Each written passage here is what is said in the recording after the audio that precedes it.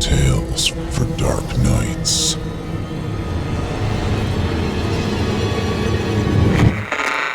Want to make sure you never miss a Chilling Tales for Dark Nights video again? Be sure to subscribe and hit that bell to turn on notifications.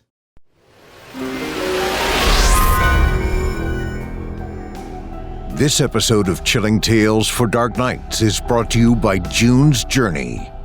There's nothing like a good hidden object game to pass the time, folks. In particular, a hidden object/mystery game. And my favorite of all time is none other than June's Journey.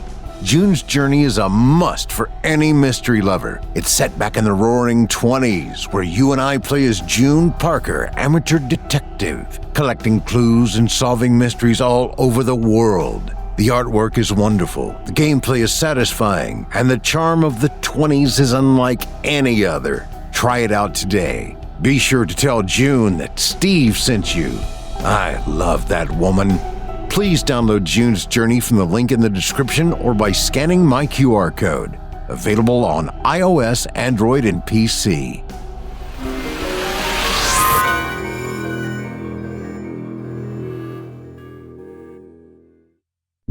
It's time to turn off the lights and turn on the dark. Chilling tales for dark nights.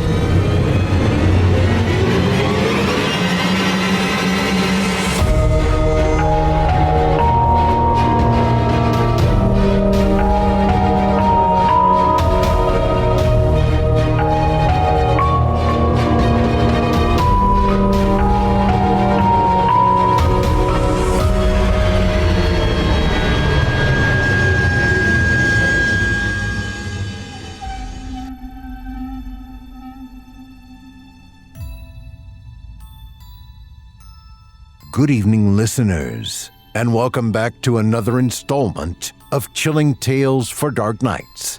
I'm your host, Steve Taylor, and tonight, well, let's just say that time has a way of slipping through our fingers.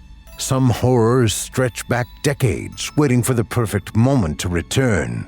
Others exist outside of time itself, lurking just beyond our understanding, waiting for a chance to reach into our world. But whether you're running from the past or frozen in place by something that should not exist, tonight's tales will remind you, time isn't always on your side. Before we begin, I want to thank each and every one of you for tuning in. If you enjoy what we do, be sure to leave us a 5-star review on Spotify, Apple Podcasts, or wherever you listen. And if you're watching on YouTube, don't forget to hit that thumbs up, drop a comment, and subscribe. Oh, and ring that bell so you never miss a story.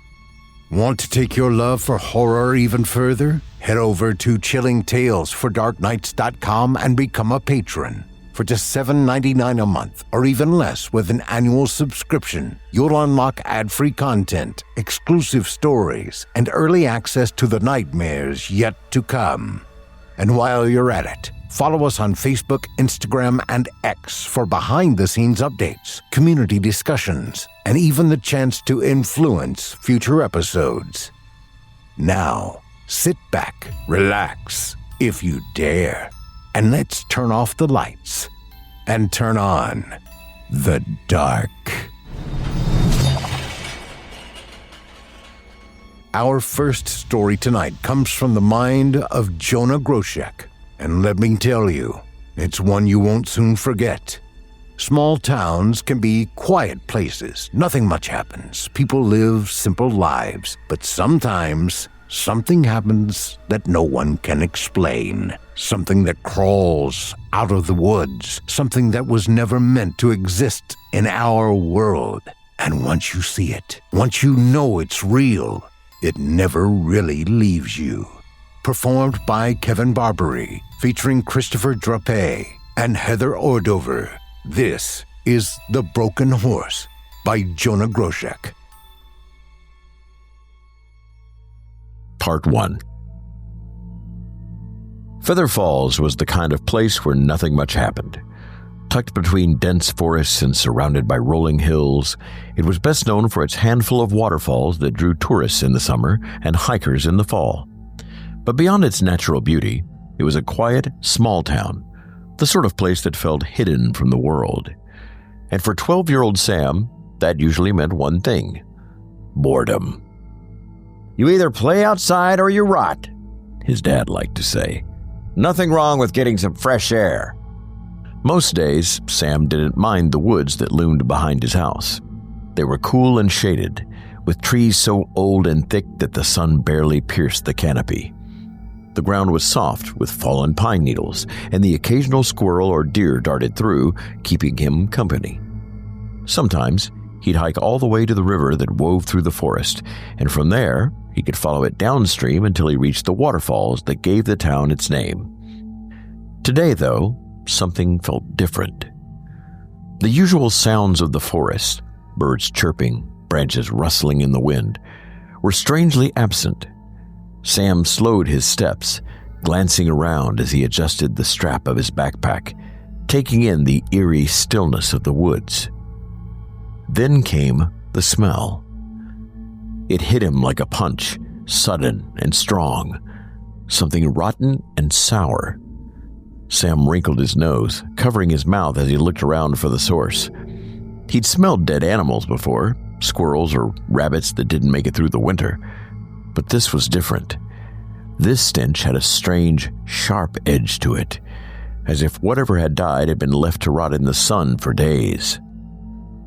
Sam hesitated, his instincts telling him to turn back, but his curiosity got the better of him.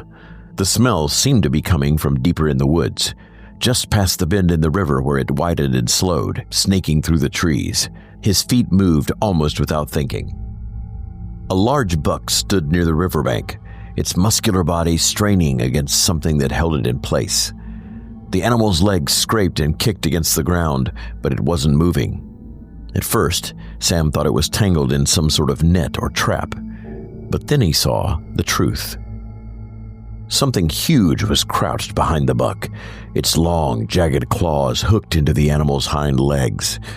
The thing was enormous, at least twice the size of the buck, with a horse-like body twisted at angles that didn't make sense. Its limbs were too long, and spikes jutted out from its hips, sharp and dark against the dappled sunlight filtering through the trees. Sam froze, wide-eyed, as he took in the creature. He'd never seen anything like it. Its body was covered in patches of dark, mottled fur, and its arms were long and slender, ending in clawed hands with fingers stretched too far. But it was the creature's head that made his stomach lurch. It looked almost like a horse's head, but something was wrong. The eyes were too large, bulging from the skull, glowing with an unnatural yellow light. And its mouth, it was smiling, or at least that's what it looked like to Sam. The lips were pulled back in a wide grin that showed sharp, jagged teeth, too many teeth for a creature resembling a horse. But the worst part, the part that made Sam's skin prickle, was the two other heads that writhed and twisted from its chest. They looked like something out of a nightmare. Large, worm-like things, slick with veins, their skin stretched tight over bones that protruded at strange angles. They moved with an unnatural jerking rhythm, like they were fighting to break free. Before Sam could even register what he was seeing, the creature's chest heads lunged forward, tearing into the buck's flesh with sickening force.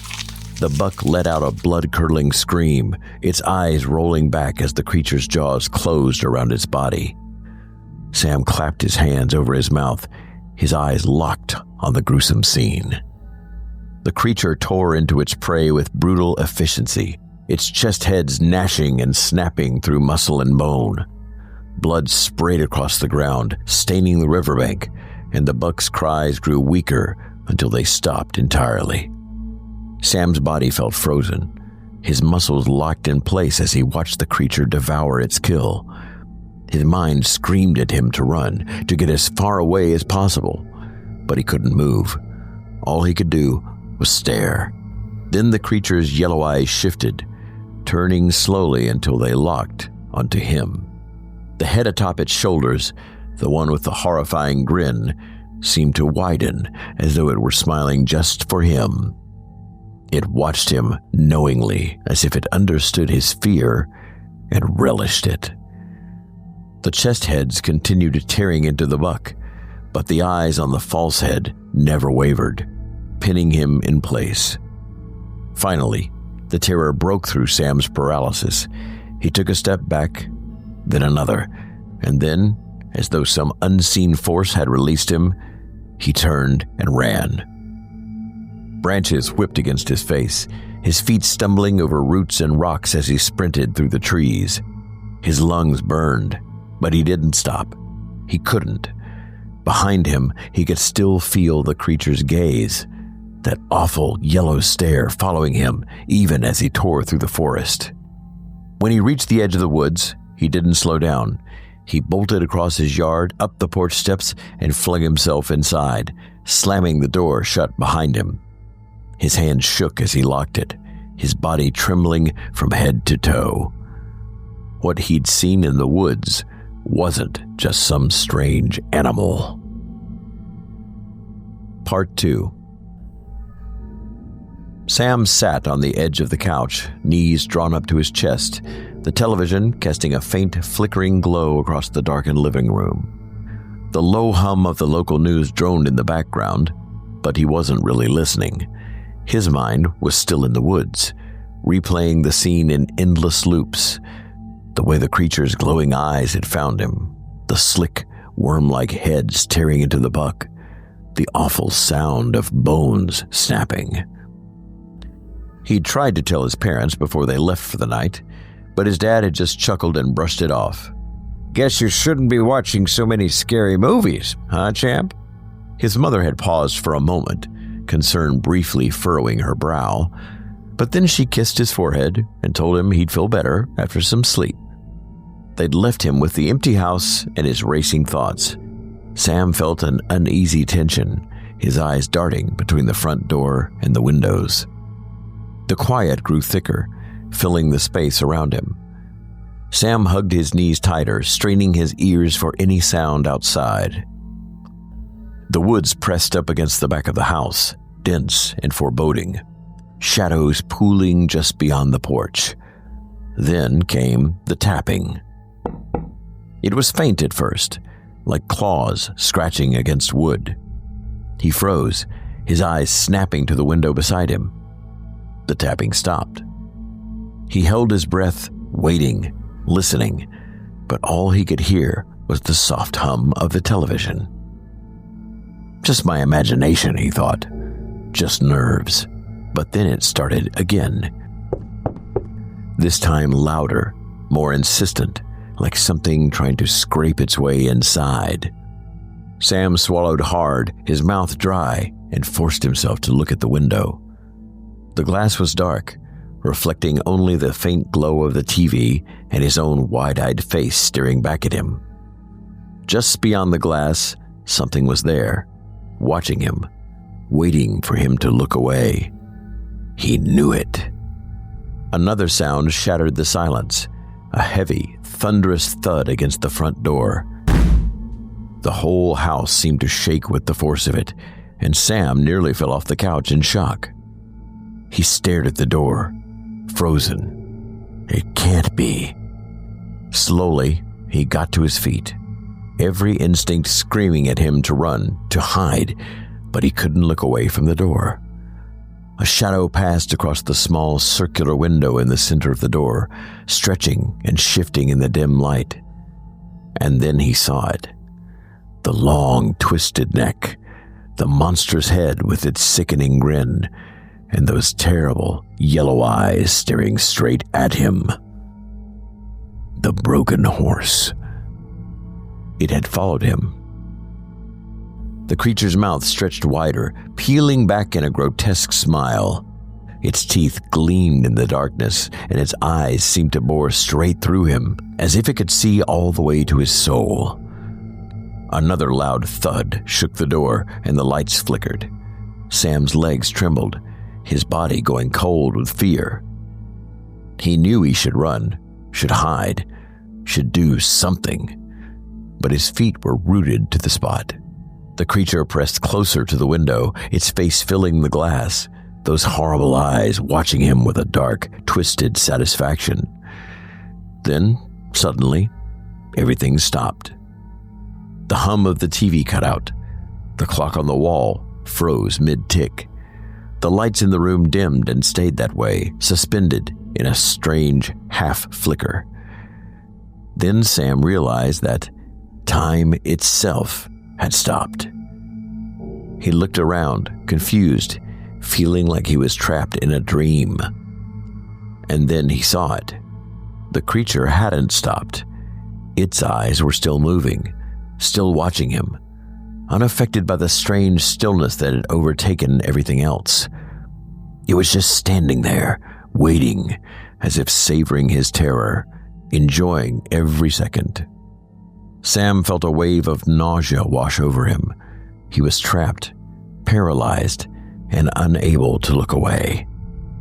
Then, as suddenly as it had started, time resumed.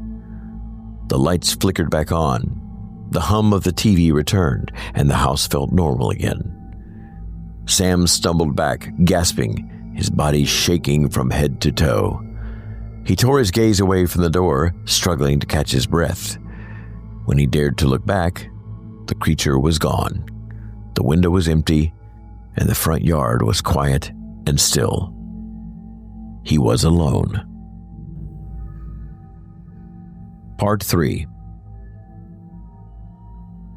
The next day, Sam couldn't focus at school. His mind replayed the events from last night over and over, every moment vivid and sharp.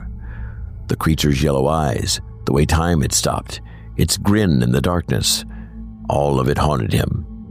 It felt like a nightmare he couldn't wake up from, and the world around him seemed dull and unreal by comparison. At lunch, he found his best friend, Ethan, sitting by the window in their usual spot in the cafeteria. Sam barely touched his food, his mind elsewhere. Finally, after a long silence, he leaned across the table, his voice low. I saw something last night, Ethan. In the woods. Ethan raised an eyebrow, looking unconvinced. Come on.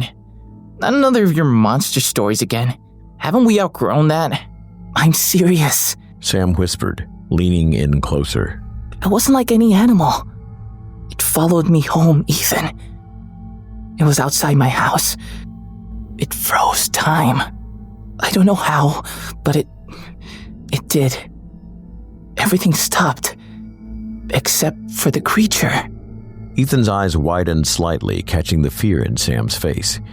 He looked uncertain, but leaned in, his voice softening. Okay. Let's say you did see something. What do you want to do about it? Sam looked away. I don't know. I need to know what it was. After school, Sam headed straight to the library, his heart racing as he walked through the familiar doors. Inside, the library was quiet, with only the faint rustle of paper and the soft hum of the air conditioner breaking the silence.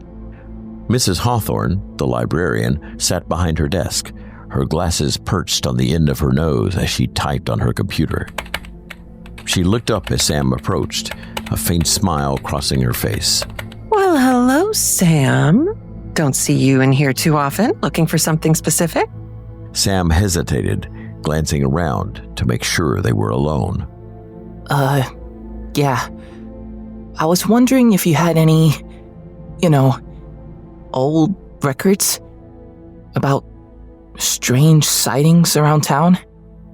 Mrs. Hawthorne studied him, her expression shifting as she understood something unspoken. She gestured for him to follow, leading him to a back corner of the library filled with dusty binders and boxes. She pulled out a worn manila folder labeled Local Sightings and handed it to him. Most of what's in here is just old stories, she said, her voice soft. Local legends, folklore, but there are a few oddities. Sam nodded, clutching the folder tightly. He found a table in the corner and opened the folder with trembling hands. Inside, he found faded Polaroids, each one blurry and indistinct. Dark shapes moved in the shadows, caught just out of focus. He turned one over, squinting at the handwriting on the back. Taken by J. Mitchell, 1987. Disappeared 3 days later. A chill ran down Sam's spine. He sifted through the rest of the folder, finding article after article about strange sightings. In each case, the witnesses had either vanished mysteriously or been found dead, their bodies mangled beyond recognition. One photo caught his eye, grainy but familiar. The same creature he had seen, twisted and monstrous with that horrifying, unnatural grin. Even though the photo was out of focus, he recognized those yellow eyes staring out from the page. Underneath, a small, handwritten caption read, "The creature they say should not exist. A glitch in reality." The words lingered, stirring a deep sense of dread. If this thing was an error, a thing that shouldn't exist, what else could it do? How could he escape something that defied reality itself? He closed the folder, his hands shaking as he prepared to leave. He took a deep breath, trying to steady himself, and gathered his things, turning to say goodbye to Mrs. Hawthorne. But just as he stood, a cold, thick silence fell over the room. The soft hum of the air conditioner stopped. The clock on the wall froze. Every sound, every movement had ceased. Sam felt that same eerie stillness creeping over him, like he was in a bubble suspended in time. And then he saw it. The broken horse stood in the middle of the library, its tall, twisted form looming between the shelves. It was closer than it had ever been, its yellow eyes fixed on him with a dark, knowing hunger. Sam's mouth went dry, terror rooting him to the spot as he watched the creature move, slowly, deliberately, toward Mrs. Hawthorne, who was frozen mid-gesture, completely unaware of the creature's presence. The creature approached her, its movements almost languid, as if savoring every moment. Sam wanted to scream, to warn her, but he couldn't move, couldn't speak. All he could do was watch as the creature extended one of its long, clawed fingers and slowly raked it across her cheek. A thin line of blood appeared on Mrs. Hawthorne's face, the bright red a stark contrast against her pale skin. The creature paused, watching her momentarily, before lifting its clawed finger to its mouth. Its eyes never left Sam as it tasted the blood, its false head grinning wider, the mouths on its chest gnashing and writhing, hungry for more. At that moment, Sam understood the truth. The creature was toying with him, showing him how easily it could harm or kill anyone it wanted. If it decided to, it could tear him apart right then and there, and there was nothing he could do to stop it. The creature tilted its head, its twisted grin widening as if enjoying his fear. Then, just as suddenly as it had appeared, it stepped back, melting into the shadows between the shelves. Time resumed, the clock ticking, the faint hum of the air conditioner filling the silence once more. Mrs. Hawthorne blinked, reaching up in surprise as her fingers touched the fresh cut on her cheek. Her eyes widened in shock as she looked at the blood on her fingers. Sam opened his mouth, about to tell her what he had seen, but stopped. The look in her eyes told him she already knew. They stared at each other, an unspoken understanding passing between them. She didn't ask him to explain, and he didn't offer. There was nothing left to say. Take care, Sam, Mrs. Hawthorne whispered. He nodded awkwardly, gathered his things, and headed for the door. Upon reaching them, he bolted. She didn't try to stop him. Part 4. Sam didn't stop running until he was halfway home, his chest burning, his legs trembling from the effort. He gripped the straps of his backpack tightly, his mind racing as he replayed what had just happened at the library. The broken horse hadn't just shown itself, it had demonstrated its power. Time had frozen again, and it had taken its time to toy with Mrs. Hawthorne, leaving her with a cut she didn't see coming and a look in her eyes that Sam would never forget. She had known. She had understood exactly what had happened, even without him saying a word.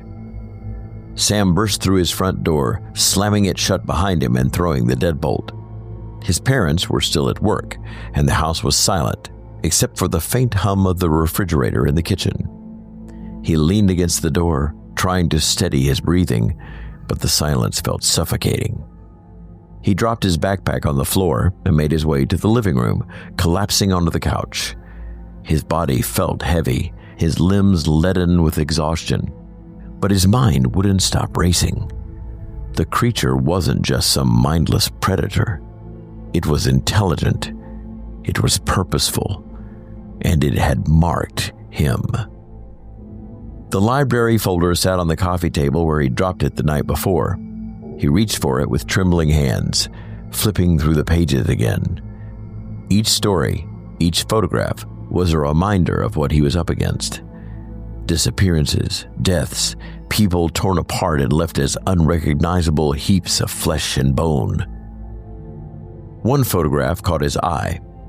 A blurry image of the creature in the woods, its head tilted toward the camera. The caption read, "Taken near the Feather Falls River, 2001. Witness found dead 2 days later."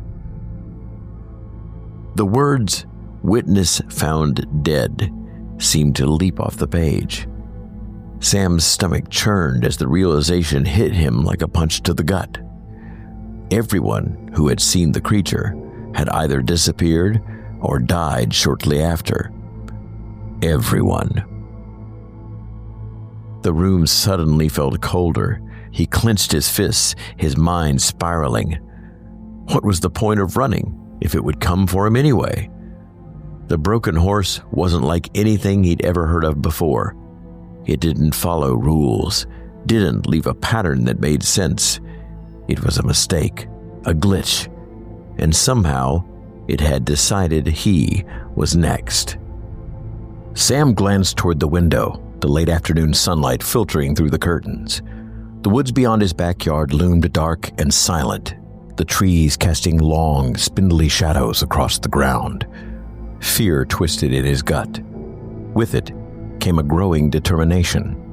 He couldn't just sit here, waiting for the creature to come for him. If he was going to survive, he had to do something. But what? That night, Sam lay in bed, staring at the ceiling. His parents had come home hours ago, but he hadn't said a word to them about the creature. What could he say? They wouldn't believe him, just like they hadn't believed him the first time. To them, he was just a kid with an overactive imagination. His mind drifted back to the library, to the way the creature had drawn blood from Mrs. Hawthorne and tasted it, as if savoring the act. The way it had looked at him afterward, its chest heads snapping their jaws hungrily. It had wanted him to know that it could kill him whenever it wanted, that he was powerless. Sam sat up abruptly, his hands clutching the blanket. He couldn't just wait for it to come. If the broken horse wanted him, then he'd have to face it on his terms. Throwing off the blanket, Sam got out of bed and grabbed his flashlight from the nightstand. He pulled on his sneakers and crept to the window. The woods loomed just beyond the backyard, dark and foreboding, but he knew what he had to do. If he didn't end this now, it would never stop. He opened the window as quietly as possible, climbing onto the soft grass. The cool night air sent a shiver down his spine as he switched on the flashlight and made his way toward the tree line. The beam of light cut through the darkness, illuminating the twisted trunks and gnarled branches of the trees. Sam stepped inside and followed the familiar path to the river.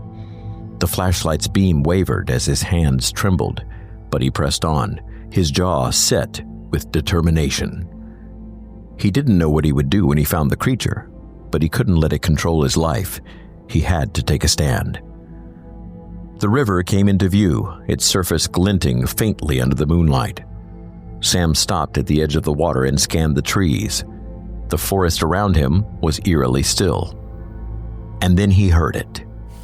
The sound of claws scraping against bark was faint but unmistakable. Sam's flashlight snapped toward the source of the sound. The beam of light caught movement between the trees, something tall and twisted with glowing yellow eyes. The broken horse stepped into the clearing, its false head grinning at him, its yellow eyes glinting with malice. The chest heads wriggled and snapped, their mouths opening and closing hungrily. Sam stepped back, his hands trembling as he held the flashlight steady. The creature tilted its head, its grin widening as it watched him. For a moment, neither of them moved. The only sound was the rush of the river behind him, its current carrying the cold weight of inevitability. Sam tightened his grip on the flashlight. If this was it, if this was where it ended, he wasn't going down without a fight. Part 5. The broken horse stood at the edge of the clearing, its enormous face casting an unnatural shadow under the faint glow of the moonlight. Sam could see every grotesque detail in sharp relief, the twisted limbs, the jagged spikes protruding from its hips, the unnatural grin stretched across its false head. But it was the chest heads that terrified him most, the way they writhed and snapped, their gaping mouths dripping with a slick, dark fluid that glistened in the dim light. The creature began to move. It didn't charge or rush at him like a wild animal. Instead, it stepped forward methodically, as if savoring his fear. Each movement was calculated, the crunch of its claws on the forest floor echoing in the stillness. The flashlight shook in Sam's trembling hands. He wanted to run, but he knew there was no point. The broken horse was faster and stronger, and it could stop time itself. He was outmatched in every way. Why me? Sam's voice cracked. He wasn't expecting an answer, but he couldn't stop himself from asking. What do you want from me? The creature tilted its head, the motion almost inquisitive. Its glowing yellow eyes locked onto his, and Sam felt his legs weaken for a moment, as though the gaze alone could pull the strength from his body. The chest heads snapped and wriggled, their mouths opening and closing in silent hunger.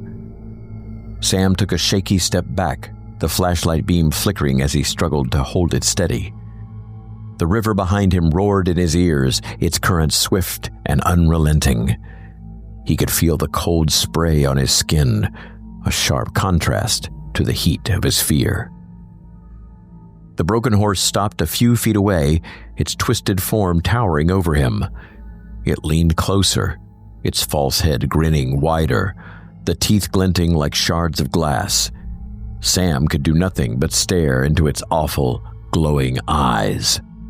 And then it happened. The world froze. The sound of the river disappeared, and the wind stopped. Even the faint rustle of leaves fell silent. Sam looked around frantically, the realization hitting him like a punch to the gut. The creature had stopped time again. It moved toward him. Sam couldn't budge, couldn't look away, as the broken horse reached out one of its long clawed hands, its sharp tips catching the faint moonlight. Tears stung Sam's eyes as he stood frozen, helpless, the creature's claw grazing his cheek. The touch was surprisingly light, almost delicate, but it sent a shiver down his spine. The creature tilted its head again, as if studying him, and then slowly brought the claw to its mouth. The chest heads snapped and writhed, their mouths opening in a silent, eager frenzy as the creature tasted his blood. The false head grinned wider, its yellow eyes gleaming with malice. Time resumed with a sudden jolt. The sound of the river roared back into his ears, the wind rustling through the trees. The broken horse was still there, standing just a few feet away, its chest heads snapping hungrily. Sam stumbled back, his foot slipping on the slick rocks near the riverbank. He barely managed to catch himself. The creature didn't move. It just stood there, watching him, as if waiting for something. Sam's fear turned to anger. He was tired of being the prey, tired of being helpless.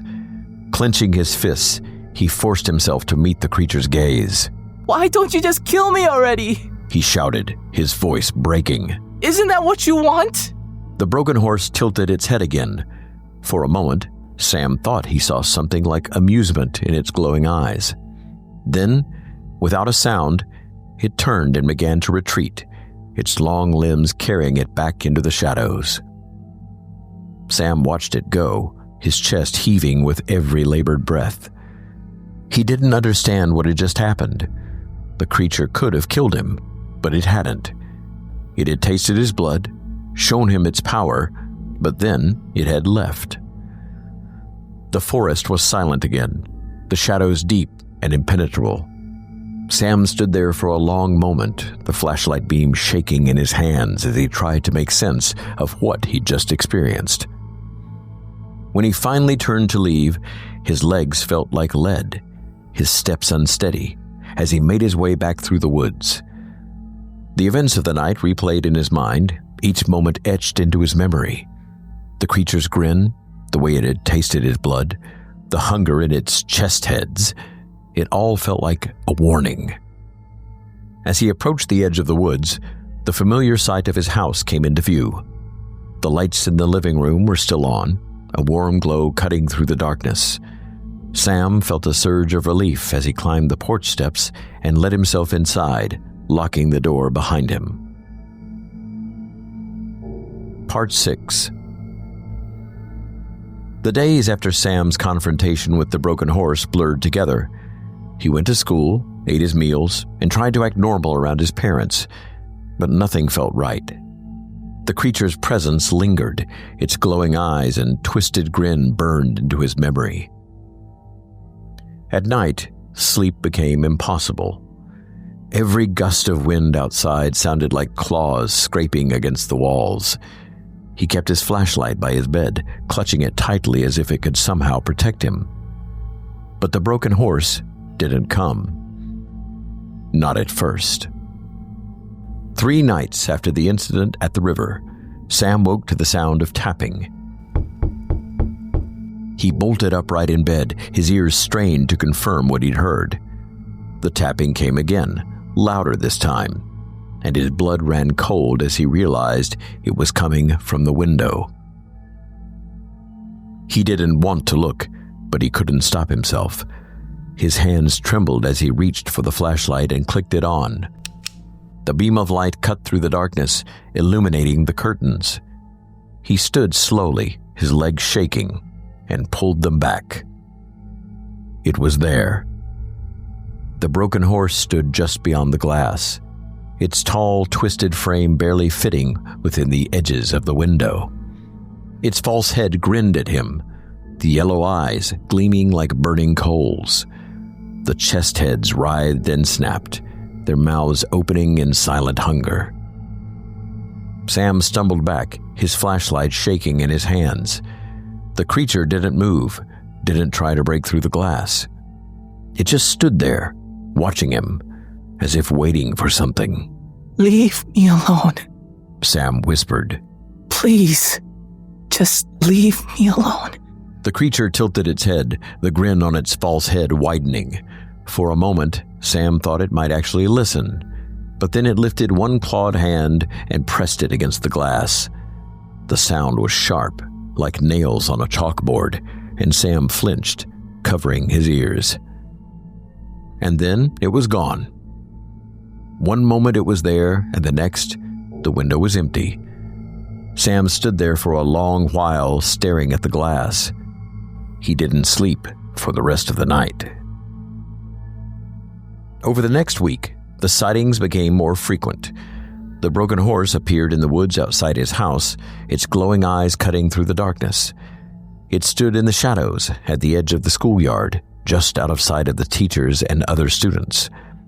It even followed him into town, its twisted silhouette visible in reflections in shop windows and puddles on the sidewalk. No one else seemed to notice. Sam tried to tell Ethan, but his friend only shrugged, thinking it was another one of Sam's stories. Even Mrs. Hawthorne, who had clearly known more than she let on, had grown distant and uneasy. When he tried to talk to her, she'd simply shake her head and told him to be careful. The sense of isolation was overwhelming. Sam felt like he was the only one who could see the truth, the only one who understood the danger. And the worst part was, knowing that no matter where he went, the creature would follow. It wasn't just haunting him, it was hunting him. It was on a Saturday night, just as the sun was setting, that Sam decided he couldn't take it anymore. He grabbed his flashlight and a heavy wooden baseball bat from the garage, his hands trembling as he stared out at the woods. If you want me so bad, he muttered under his breath, then come and get me. The forest was dark and silent as he stepped onto the familiar trail, the beam of his flashlight cutting through the shadows. Soon, the river came into view, its surface dark and churning. Sam stopped at the edge, his chest heaving as he scanned the trees. The flashlight's beam flickered over the branches, the gnarled roots, the rocks along the bank. And then it appeared. The broken horse stepped into the clearing, its twisted limbs moving with unsettling grace. The chest heads snapped and writhed, their mouths open and drooling, while the false head grinned wider than ever. Sam stood his ground. His legs shook, but he refused to back down. You want me? Fine. I'm not running away. Let's finish this. The creature tilted its head as if amused and began to move toward him, the ground crunching beneath its claws. Sam raised the bat, his knuckles white as he gripped the handle. When the creature was only a few feet away, it stopped. Time froze again. Sam felt the familiar stillness settle over the world, the sound of the river disappearing, the wind ceasing. The flashlight hung mid-flicker in his hand, its beam suspended in the air. He couldn't move, couldn't even blink as the creature stepped closer. The broken horse loomed over him, its false head grinning down at him, its chest heads snapping hungrily. One of its claws reached out and hovered just inches from his face.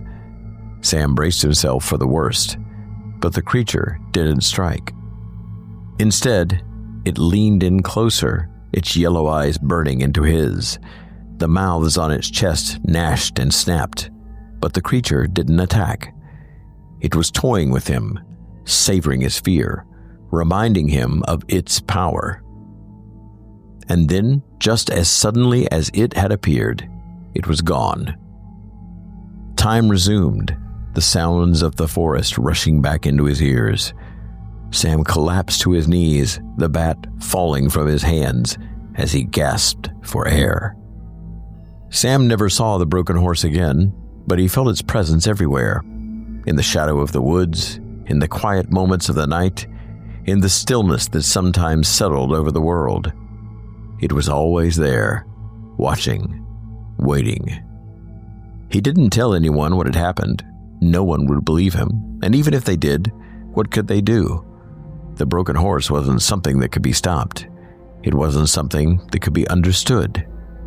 It was a glitch, a mistake, a thing that shouldn't exist, and yet it did.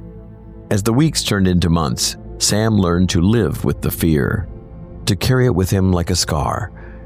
But he never forgot the creature's grin, how it had tasted his blood, or its hunger.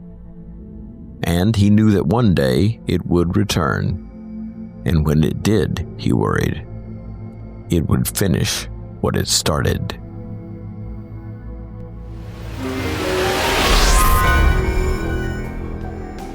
This episode of Chilling Tales for Dark Nights is brought to you by June's Journey.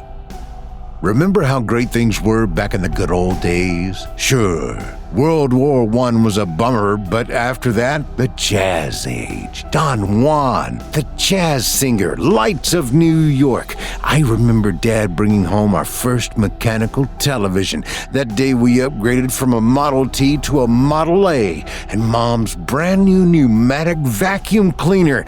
Yeah, those were the days, all right. I was a little wet behind the ears for the speakeasies and bathtub gin-fueled cultural stuff, but still, the 1920s was a special time. Even 100 years later, it still feels like yesterday. That's why I'm so excited about June's Journey. It's a murder mystery / hidden object game set back in the roaring 20s, with all that era's charm and aesthetic. If you're feeling nostalgic for better days, June's Journey will take you back faster than a Ford Model A. You and I play the part of June Parker, an amateur detective looking to solve a dark family secret. If you're anything like me, and you love a good whodunit, June's Journey is just the game for you. You'll be collecting clues and solving mysteries in beautiful, intricately designed scenes from all over the world. With each level, you'll collect coins and rewards, earn upgrades, and unlock new scenes to explore. It's got all the danger, romance, and mystery of an action-adventure game, but the gameplay is relaxing and satisfying. More of an observational skills thing than a button masher.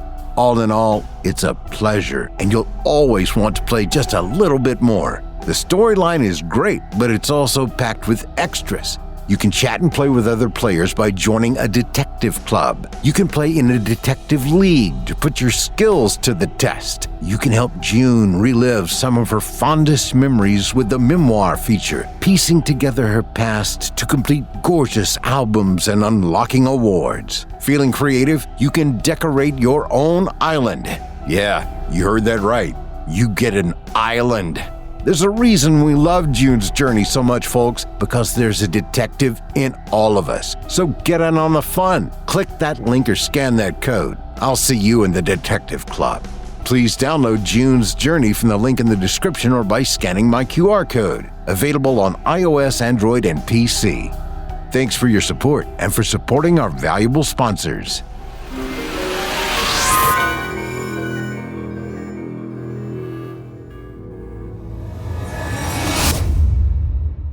That was The Broken Horse by Jonah Groshek, performed by Kevin Barbare, featuring Christopher Drape and Heather Ordover.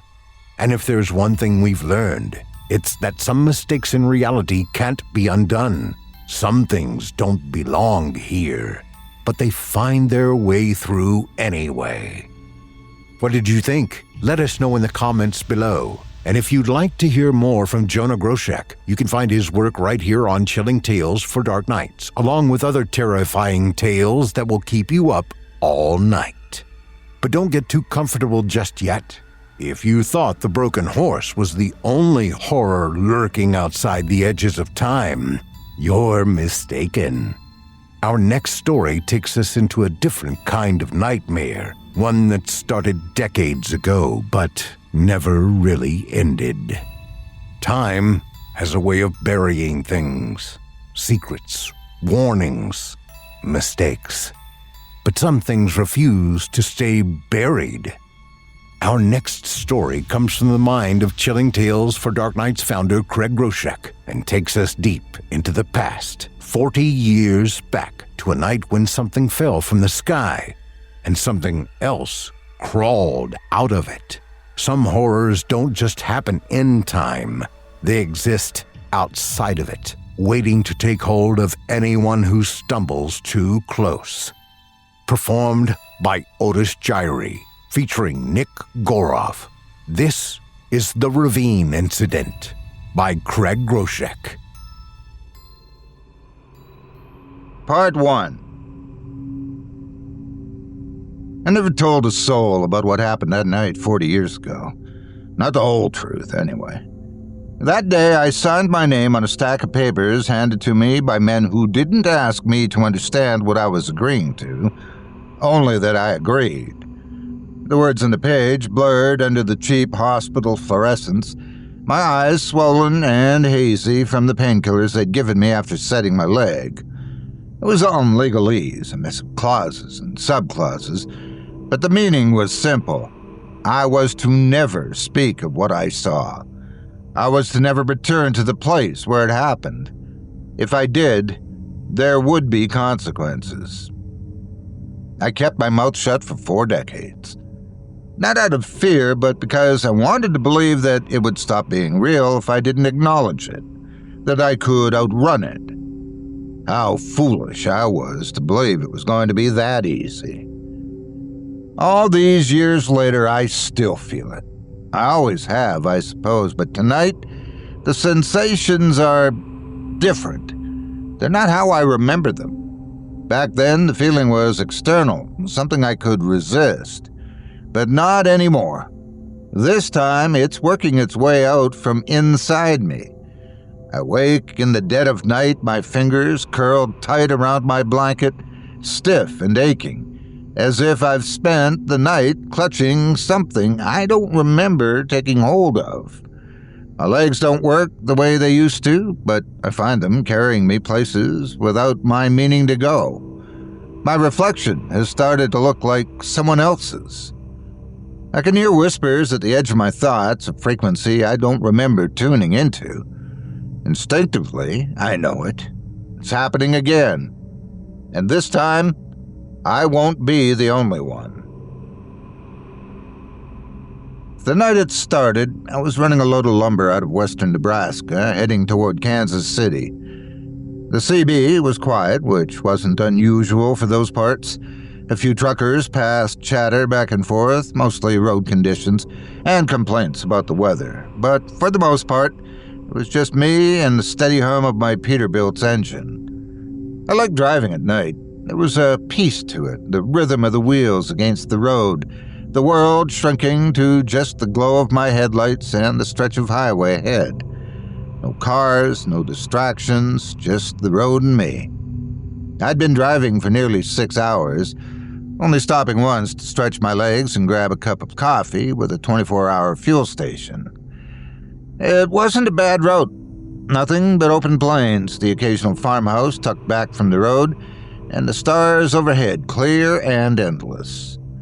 I had the radio dialed low, an old country station drifting in and out of static, when I saw the road ahead wasn't right. It wasn't just a pothole or some loose gravel. The whole highway looked wrong. The asphalt buckled like something had hit it from below, pushing sections of pavement up in jagged ridges.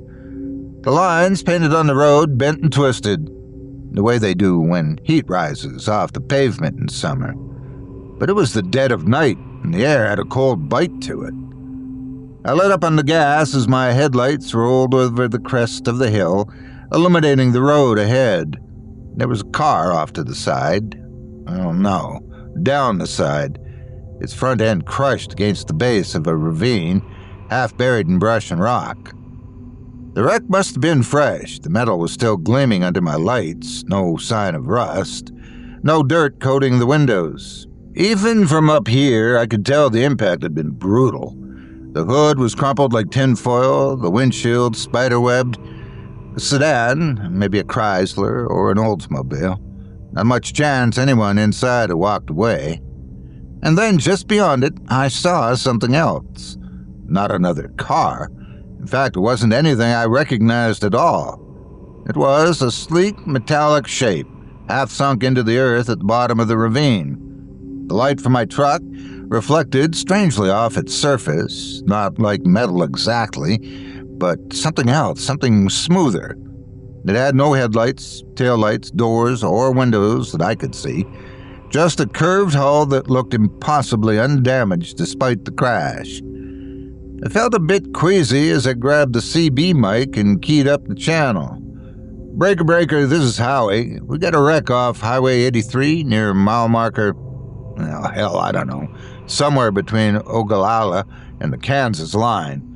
Car's down an embankment. Looks real bad. Anyone reading me? No one responded, so I tried again. I got a real nasty wreck here. Anyone close enough to relay to emergency services? The static crackled back at me. Then, thankfully, I heard a voice, familiar and gravelly. Howie? That you, buddy? I sighed in relief. Big Earl Jennings. He'd been on this road longer than I had, always good for a joke or a bit of road wisdom. Yeah, it's me, I said. Got a real bad accident here, Earl. Looks fresh. How bad we talking? Bad. I stared down at the crumpled sedan. There's a family down there, I think.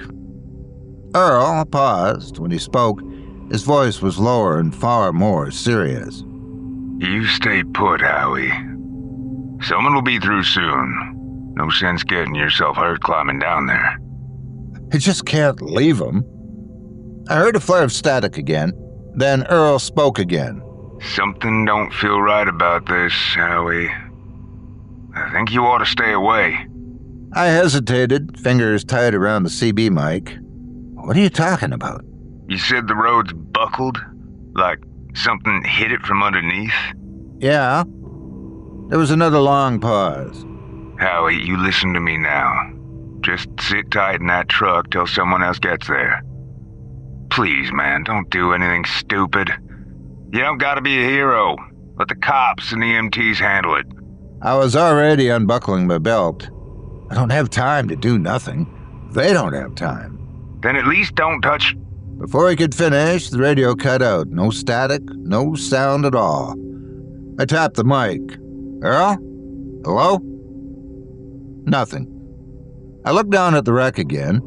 The headlights of the car were still on. The engine wasn't running, but there was still power, which meant someone had to have been inside recently. I grabbed my flashlight from the dash, pulled on my gloves, and shoved open the truck door. The cold hit me like a slap as I climbed down onto the shoulder, boots crunching against the loose gravel.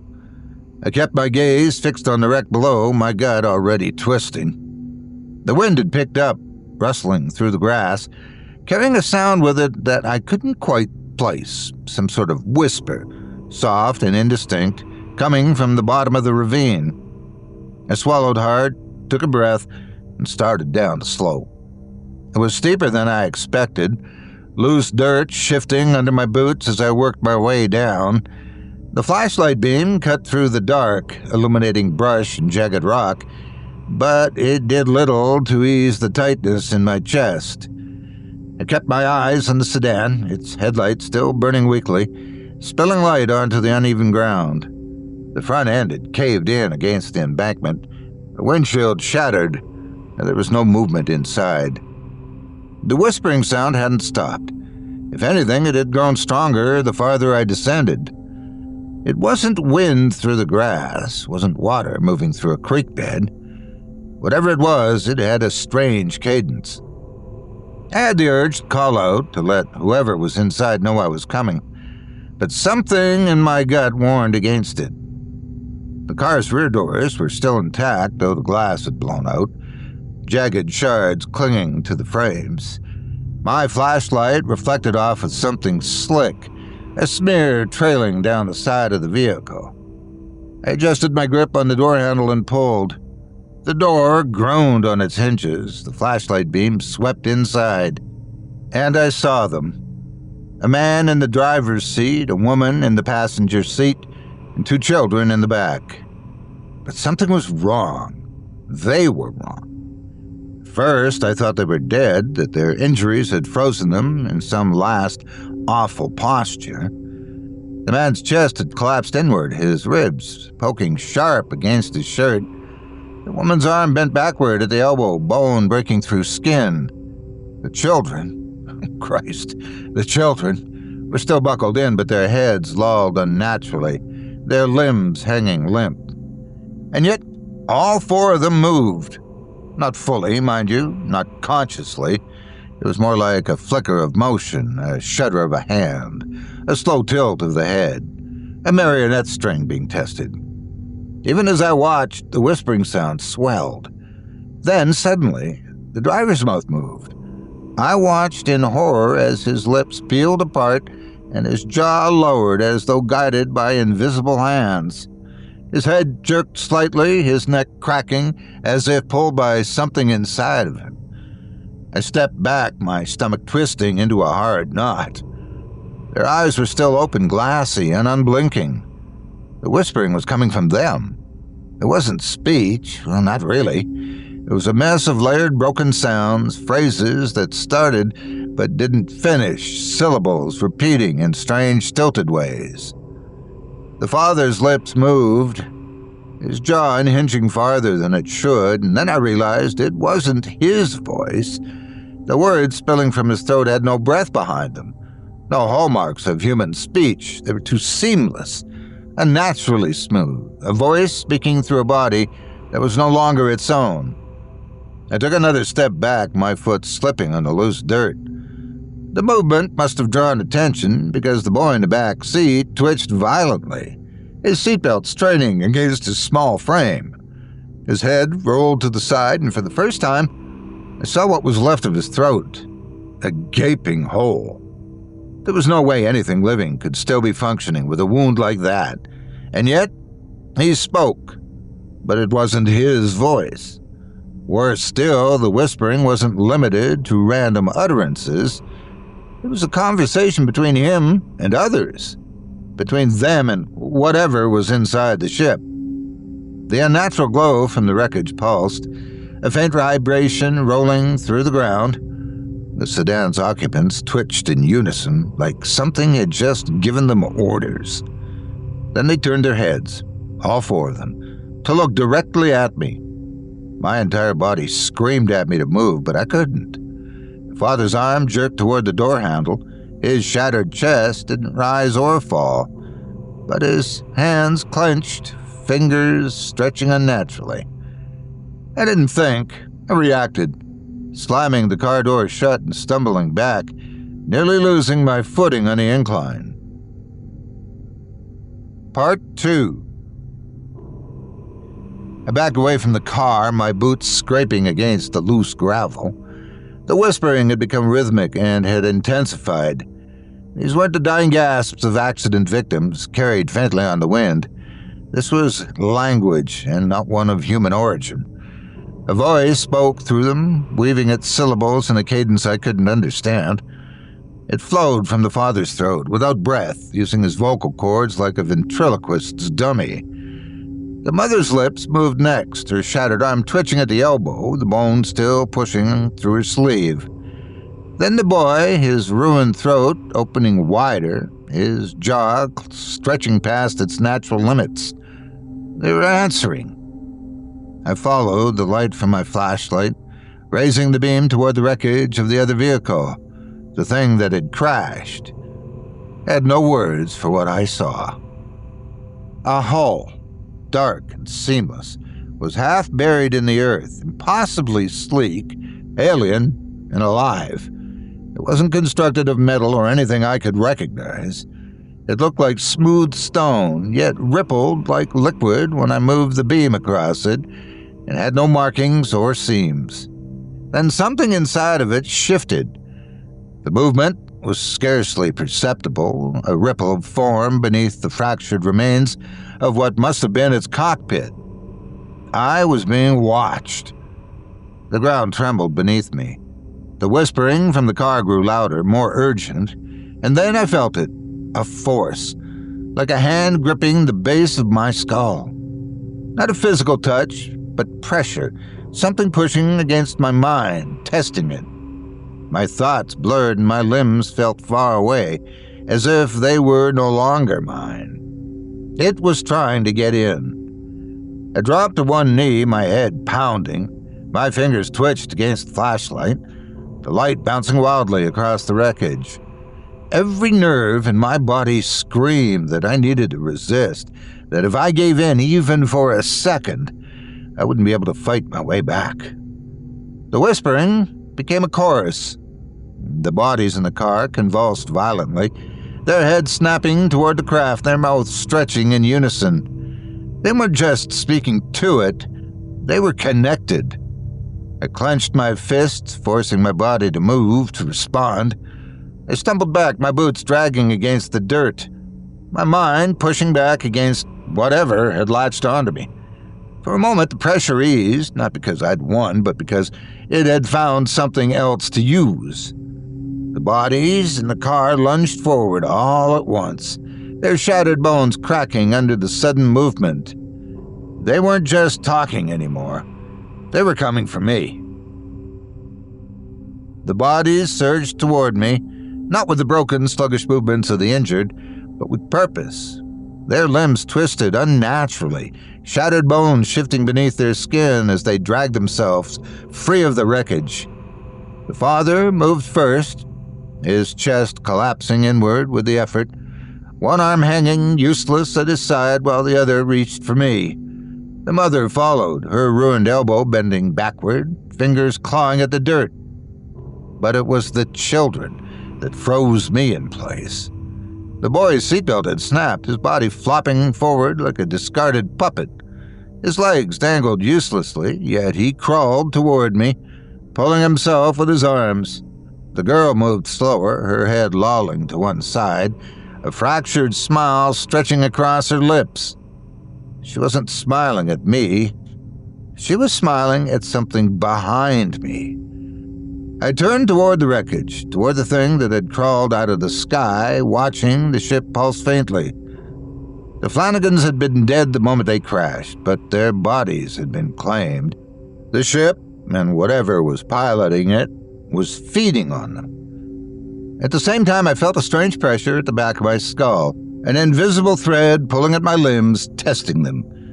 It wasn't control, not yet, but it was trying. I fought back. My muscles locked, my jaw clenched, my thoughts barely my own. I staggered, pushing my weight against the slope, trying to climb even as my legs trembled beneath me. The father snapped his arm forward, a ragged, wet sound tearing from his throat. His fingers brushed my wrist, but there was no strength in them. The moment it let him go, he collapsed, his body hitting the dirt like a sack of loose bones. The mother shuddered violently, her mouth moving in a voiceless scream, but she crumpled beside him. The thing inside the craft had no more use for them. The Flanagans were rotting from the inside out. The radiation bleeding from the ship had blackened their skin, turning their flesh brittle.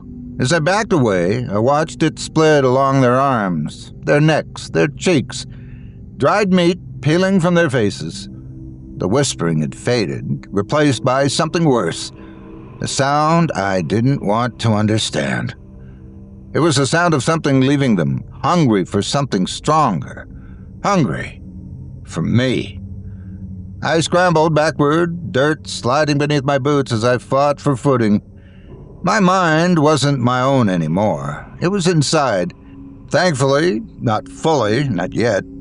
But I could feel it pressing against my thoughts, coiling around my will. It wanted me to stop running and let go, to make me one of them. I couldn't let that happen. Part 3. I forced my legs to move, staggering up the incline, clawing for purchase against loose gravel and exposed roots. My fingers dug into the dirt, nails splitting as I pulled myself higher, my limbs fighting me with every motion. Meanwhile, the thing inside my head wasn't done yet. It hadn't taken me, not entirely, but it was still there, pressing at the edges of my mind, testing my will. Every few steps, my foot dragged where I didn't mean it to, or my hands clenched involuntarily, as though waiting for a command that I couldn't hear. The Flanagans were gone. Whatever had been controlling them had abandoned their bodies the moment it found a better host. That host, to my dismay, was me. I reached the lip of the ravine and collapsed against the embankment, sucking in cold air, sweat rolling down my back. My flashlight had fallen somewhere along the way, but it didn't matter. The wreckage below cast an unnatural glow, illuminating the valley with an eerie, shining, shifting light. Down below, the ship's remains pulsed, a slow, rhythmic shudder, like something inside was waking up. No, not waking. Repairing. I realized then it needed the Flanagans to free itself from the wreckage and to piece itself back together. It had used their hands, their bodies, to reshape its broken form, and when their flesh had failed, it had turned to me. I felt a pulse in my skull, a slow, steady rhythm that wasn't my own. I tried to focus, grounding myself in the cold night air, the rough scrape of rock beneath my hands, the distant hum of my truck's engine idling on the roadside. Anything to remind myself of who I was, what I was still fighting for. Then, below, I glimpsed movement. The ship's fractured hull twisted, an opening yawning in its side, spilling more of that unnatural glow into the ravine. It was working, rebuilding itself, and now communicating. It was undeniable. The certainty sent a bolt of panic through my chest. It wasn't just trying to survive, it was calling for reinforcements.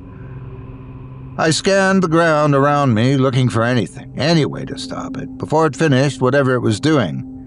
Then, my eyes caught something I'd ignored before.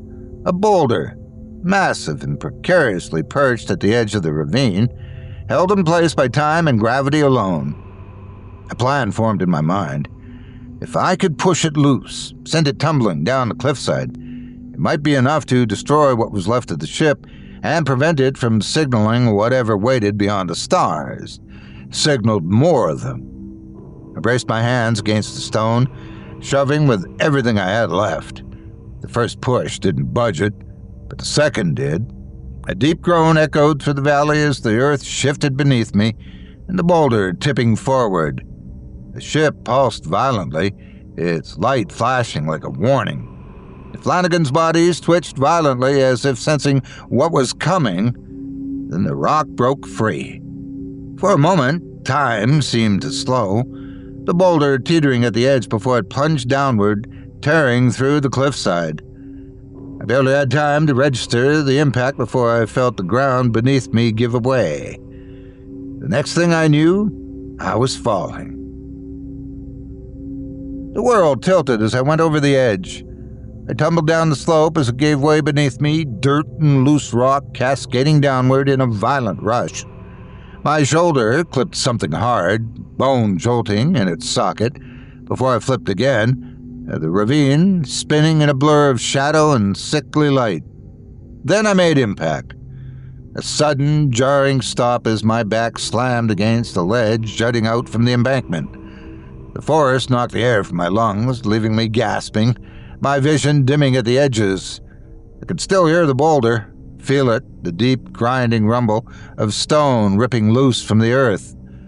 I tried to move, but my limbs responded sluggishly, my thoughts sluggish, tangled. As before, I could feel something pulling at the edges of my mind, that same pressure that had undoubtedly gripped the Flanagans before they had become something else. Whatever it was, whatever it truly wanted, it was inside me now. I had no time to dwell on it, however, because down below the boulder had found its mark.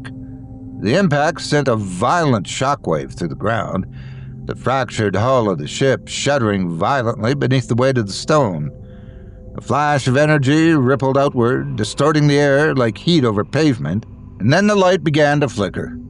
The voices stopped, not all at once, but in stilted, broken gasps, like a signal failing. Whatever was inside the wreckage was losing its hold. I turned my head, forcing my body to move despite the pain grinding through my ribs. Below, the Flanagans were still standing, barely. Their bodies twitched, slackened, and then twitched again. Their heads lolled, jaws moving wordlessly, as if whatever had animated them was struggling to maintain control. The mother fell first, a sudden, boneless collapse, as if her spine had finally given out. The father followed, his ruined chest folding inward as he crumpled to his knees. The children remained standing a moment longer, their silhouettes rigid and unnatural in the fading glow of the ship. Then the boy pitched forward, and the girl. She turned toward me, her head cocked and her body swayed, one arm rising in a jerky, uneven motion as though something still tried to command her to move. But the ship was dying. Whatever had been inside her was leaving. And then she dropped, hitting the earth with a sound like dry leaves crumbling underfoot. I lay there, my chest heaving, every muscle in my body locked with tension, taking in the sudden silence, waiting for something to happen or for some sign of movement. The wreckage let out one final wheezing pulse of light, weak and flickering, before the glow died entirely. It was over. I let out a breath and immediately regretted it, pain flaring sharp beneath my ribs. I'd broken something, maybe a few somethings, but I didn't care. I was alive, gloriously alive. I tilted my head toward the sky. The stars still hung there, cold and unmoving. There was no sign of backup, no sign of anything coming for the wreckage. Maybe, just maybe, I'd stopped it in time. Part 4. I woke to the sound of voices. They were muffled at first, little more than murmurs drifting in and out of the edges of my consciousness, too distant to make sense of. I was floating, pain rolling in dull waves beneath a heavy fog, my limbs too weighted to move. It took a moment to realize I was no longer lying on earth or rock, but on fabric, a mattress, hospital sheets. Panic lurched through me, forcing my body awake.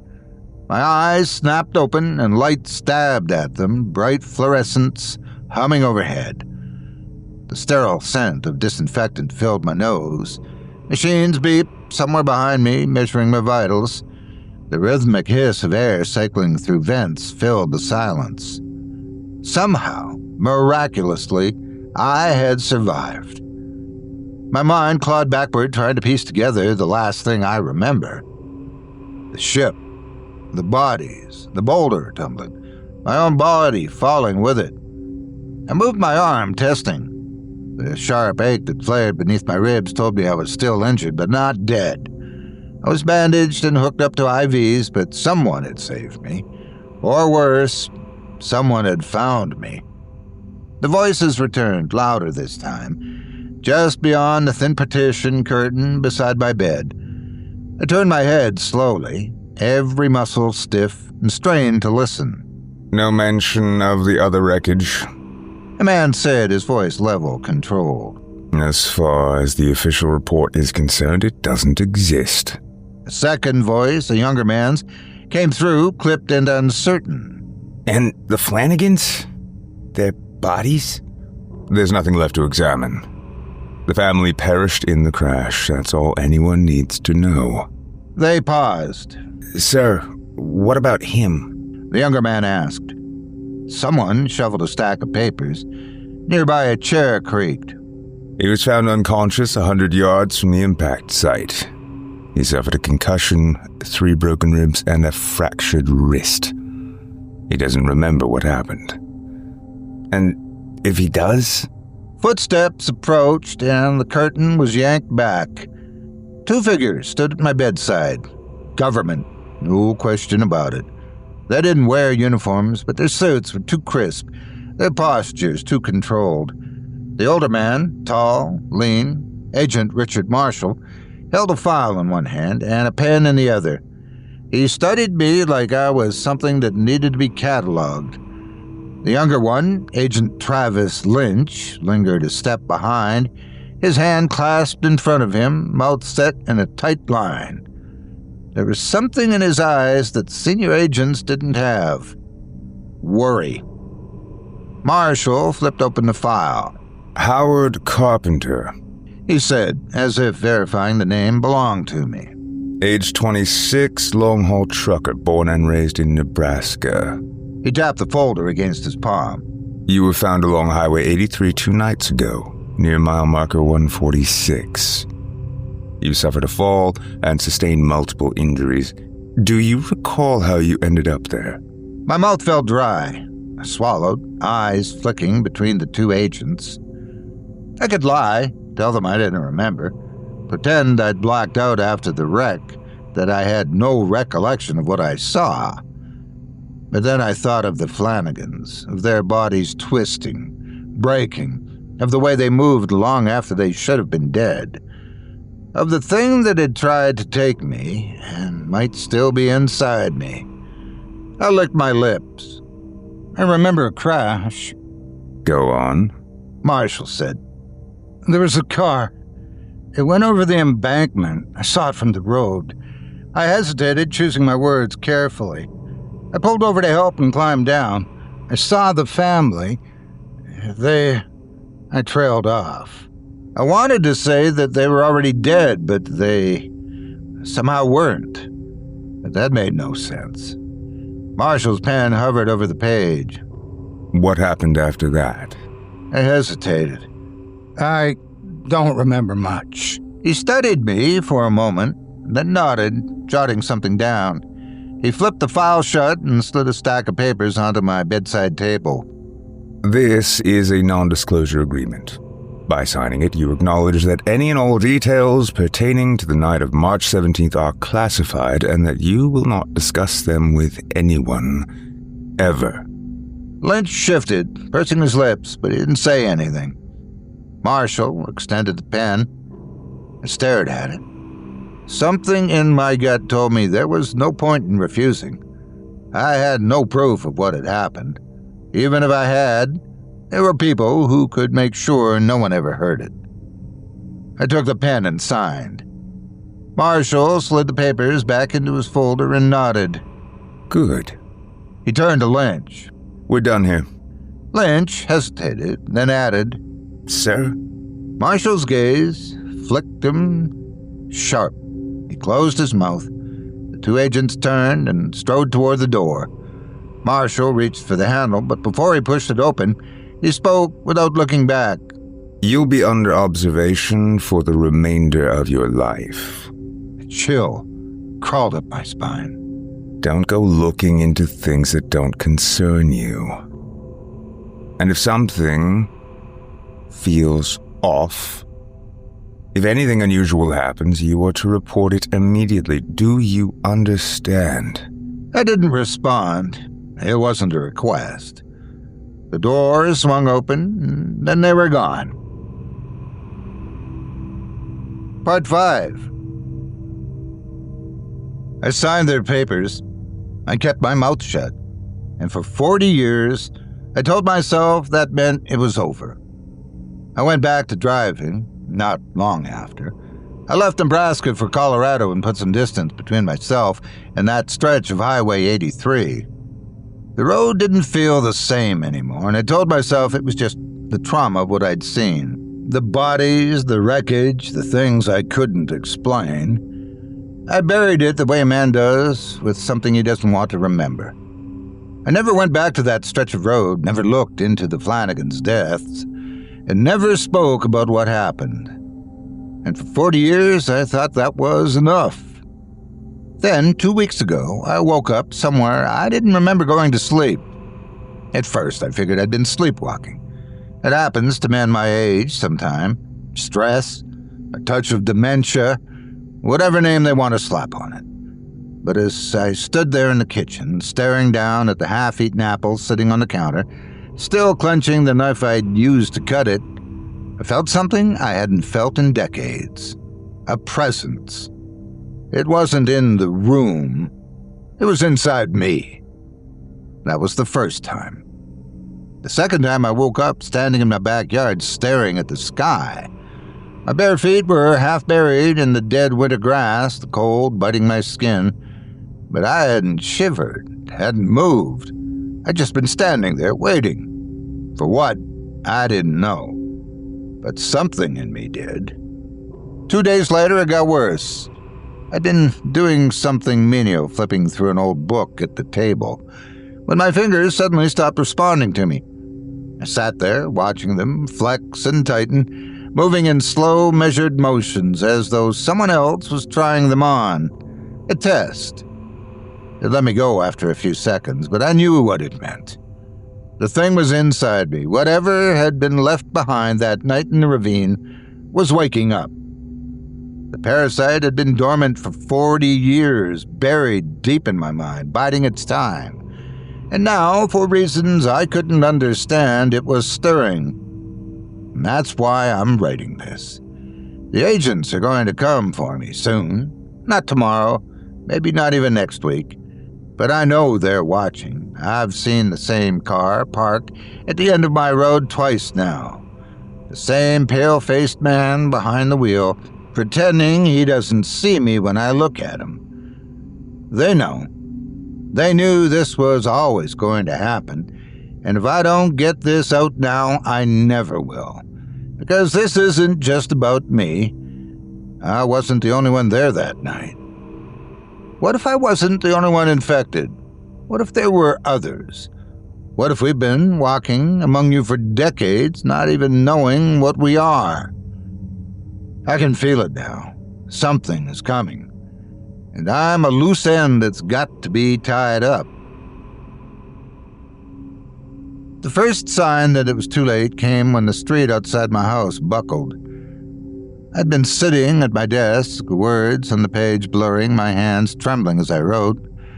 The sensation had grown worse over the past hour, a tingling in my fingertips, an unnatural stiffness in my joints. It was getting harder to control, harder to hold a thought steady in my mind without something else pressing in, trying to take over. Then I heard the sound, a deep, groaning shift in the earth like asphalt being torn apart from beneath. I turned toward the window. The road outside my house was warping, twisting in on itself. A spider web of cracks raced across the pavement, curling toward my front yard like fingers reaching out to grasp the foundation. The streetlights flickered. Somewhere down the block, a dog started howling. For a brief, foolish moment, I thought it was the agents.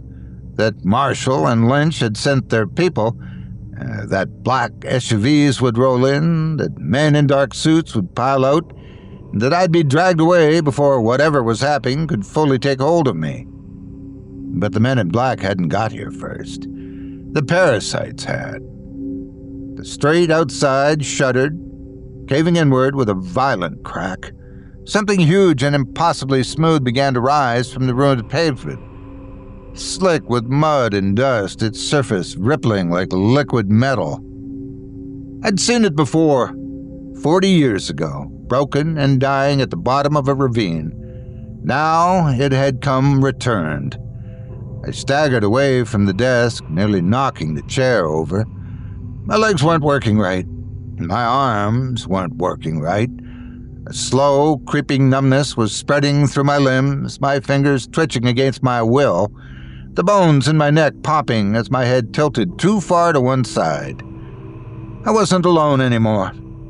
I tried to fight it, forcing myself forward, gripping the desk, grinding my teeth against the unnatural pull. But the more I resisted, the more the pressure grew, like invisible hands guiding me toward the window, forcing me to watch what was happening. Outside, the ship hovered over the ruined street, light pulsing from within, its surface shifting like something inside was trying to penetrate its surface. And then the voices started, a whispered frequency vibrating in the marrow of my bones, rattling my thoughts loose and fraying the edges of whatever part of me was still human enough to resist. They weren't speaking to me. They were calling the others, and I wasn't the only one. The thought sent a wave of nausea rolling through me, but I couldn't focus on it, not with my reflection in the glass changing. The man looking back at me wasn't me anymore. The eyes were too dark, too empty. His arms hung loose at his sides, trembling like a marionette with tangled strings. His mouth moved, but it wasn't forming words, just that same whispering, pulsing sound, rising and falling in time with the ship. I wasn't in control anymore. Something else was. And I don't know how much longer I have. Maybe a few minutes, maybe less. By the time they get here, it won't matter. I need you to remember what happened. I need you to stop this before it's too late. I was never the only one. Something is coming. I'm sorry.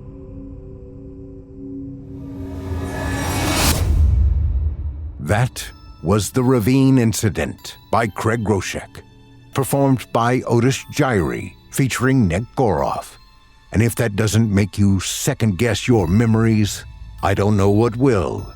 What happened out there in the dark all those years ago? Were the creatures that came down in that wreck really gone? Or did they leave something behind? And more importantly, what if they were never alone to begin with? Let us know your thoughts in the comments. And if you want to hear more from Craig Groshek, you can find his stories right here on Chilling Tales for Dark Nights, along with a massive collection of terrifying tales from authors across the horror spectrum. And with that, dear listeners, our journey through time, frozen, stretched, and broken, has come to an end. But something tells me these stories won't be so quick to leave your mind. If tonight's stories left you looking over your shoulder or wondering whether time is really as stable as it seems, consider supporting Chilling Tales for Dark Nights by leaving us a 5-star review on Spotify, Apple Podcasts, or wherever you listen to the show. And if you're watching on YouTube, don't forget to like, comment, and subscribe. It's the best way to keep the nightmares coming.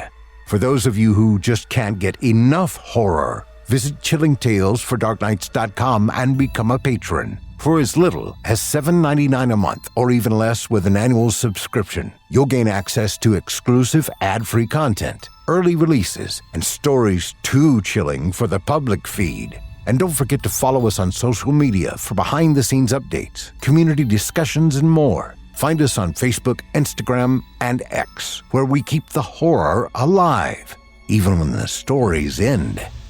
I'm your host, Steve Taylor, and as always, it's been a pleasure creeping into your ears. Tune in every Monday and Wednesday for more terrifying tales, where we'll once again turn off the lights and turn on the dark. Until next time, sweet dreams, listener. Sweet dreams. Chilling Tales for Dark Nights.